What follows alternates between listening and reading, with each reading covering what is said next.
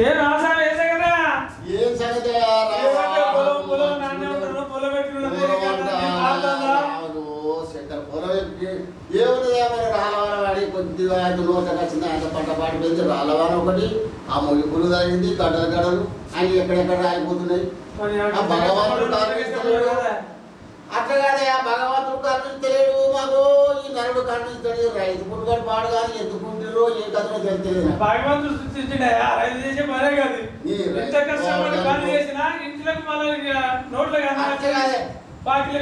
ఎన్ని చేసినా కానీ అసలు అసలు 6 నెలలు చేసినాం అంతే చేసినా కదా పంట మొత్తం అంత ఇవ్వడానికి వచ్చిన మొత్తం ఏడాడికి తెల్లవాడిపోయింది వీళ్ళే కదా మొయ్య పురుగు మందు కనిపెట్టుడు వేసుకుంటాడో తెలియదు వాడు ఒక్క 200 mlకు 2,000 రూపాయలు అది పోసి కొట్టినాక చావలే అది కొడితే దానికని చెప్తుండ్రు 200 ml 2,000 రూపాయలు నా దగ్గర మన తప్పు కూడా ఉంటుంది మన పత్తికి తెచ్చి 30 కొట్టు 60 వరకు కింద పెరిగింది అది ఏం కాదు ఇప్పుడు మన దేశానికి రోగాలు మనుషులకు రోగాలు ఎట్లా వస్తున్నాయో మందు తయారు చేసినోడు వీడు రోగం తయారు చేసే చేస్తున్నాడు రోగం అచ్చ చేస్తుండు తగ్గు చేస్తుండు ఈ రైతులకు కూడా అదే చెప్తున్నాయి ప్రపంచం మీద ఎవడైనా ఒక్క రోజు ఎవడైనా కానీ ఇత్తన పంటలు కానీ మక్కలు కానీ పెసలు కానీ మనం చేసిన పంట తయారు చేసుకొని ఇత్తనాలు పెడుతుందా మరి ఎందుకంటే ఏం చేసినా మంచి మంచి కంకులు మంచి మంచి వడ్లు ఏరుకొని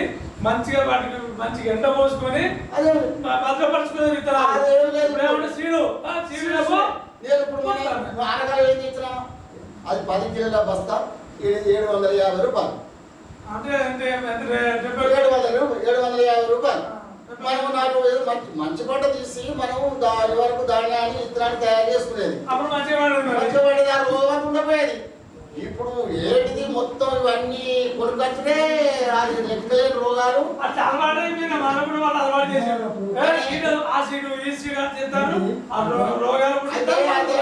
భగవంతుడు కూడా మనం కరుణిస్తాడు ఏం చేస్తాడు చెప్పు దేశానికి కన్నా వెళ్తాము దేవుళ్ళకే మొక్కుతుంటాము దేశానికే అన్నం పెడతాము దేవుళ్ళకే మొక్కుతుంటాము దేశానికి కన్నా వెళ్తాము మేము దేవుళ్ళకే మొక్కుతుంటాము దేశానికి అన్నము దేశానికి అన్నము వెళ్తాము మేము దేవుళ్ళకే మొక్కుతుంటాము దేశానికి అన్నము వెళ్తాము దేవుళ్ళకే మొక్కుతుంటాము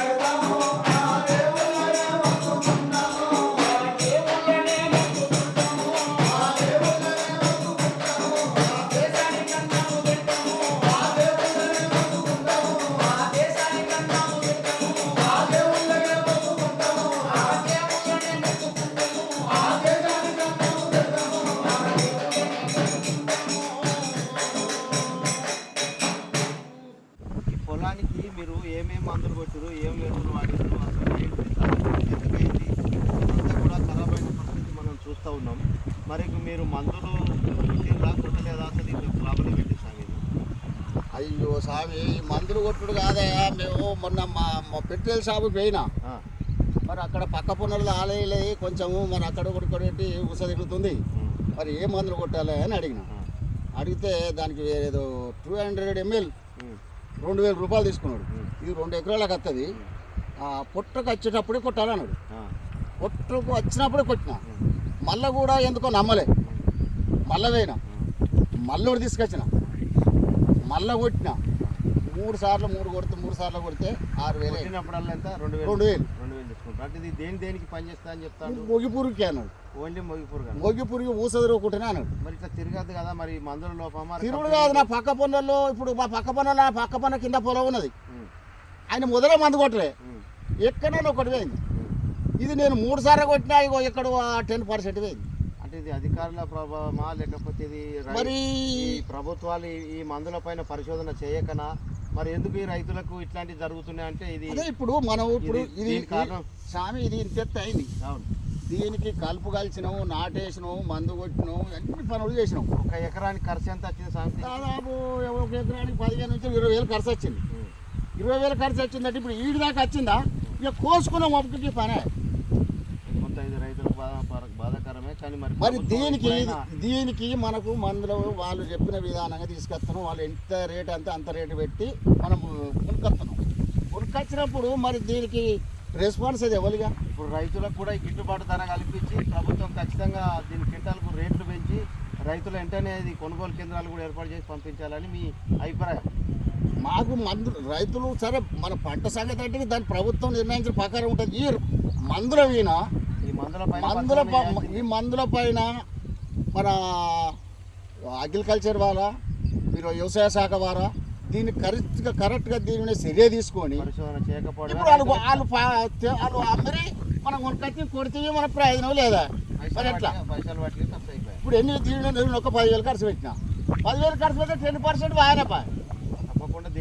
మరి దీనిపైన వ్యవసాయ శాఖ వారు దీనిపైన ఈ యొక్క మందుల వీణ కరెక్ట్గా వాళ్ళు నిర్ణయం తీసుకొని చొరవ తీసుకొని రైతులు అప్పుల బాధల పోకుండా, రైతులను అప్పుల బాధల మునిగిపోకుండా వారు దీన్ని చొరవ తీసుకొని కరెక్ట్గా మనకు ఏ రోగానికి ప్రతి ఒక్క ఫర్టిలైజర్ పైన యాక్షన్ తీసుకొని మందులు తనిఖీ చేయాలి కంపల్సరీ.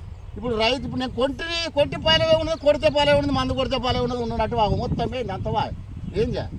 కొంత రైతులకు బాధాకరమైన సంఘటన. మరి దీనికి బాధ్యులు ఎవరు? ప్రభుత్వం దీని బాధ్యత వహించవలసిన బాధ్యత అవసరమే. ఇప్పుడు మనమైతే అక్కడ ప్రభుత్వం దాన్ని ఆమోదం ముద్ర చూసే మందులు కొనుక్కొస్తున్నాం. కాబట్టి మరి ఏది పరిశోధన చేయకుండా మరి ఇది పురుగు అచ్చమందా సత్యమందా తెలుస్తలేదా? ఇప్పుడు అర్థం ఏంటంటే కొట్టినది మంచుకున్నది, కొట్టినది పెద్ద పోయిందంటే అది పురుగు అచ్చమంది. దీన్ని కొంత ప్రభుత్వం ఆలోచన చేయాల్సిన అవసరం. దీనిని ఆలోచన చేయాలి కంపల్సరీ. వ్యవసాయ శాఖ వారు దీన్ని తనిఖీ చేసి తగిన చర్య తీసుకొని మందుల్ని రిలీజ్ చేయాలి. తగిన చర్య తీసుకొని ఒక రైతులకు న్యాయం చేయాలి. రైతులు అన్యాయం కాకుండా, నష్టాల పాలు కాకుండా చూసుకునే బాధ్యత రైతాంగ పట్ల చొరవ చూపి ప్రభుత్వం దీన్ని రైతులను అప్పుల బాధల మునిగిపోకుండా చూసే బాధ్యత రైతాంగాన్ని వ్యవసాయ శాఖ వారు దీన్ని చొరవ తీసుకోవాలని పదే ప్రార్థిస్తున్నాం.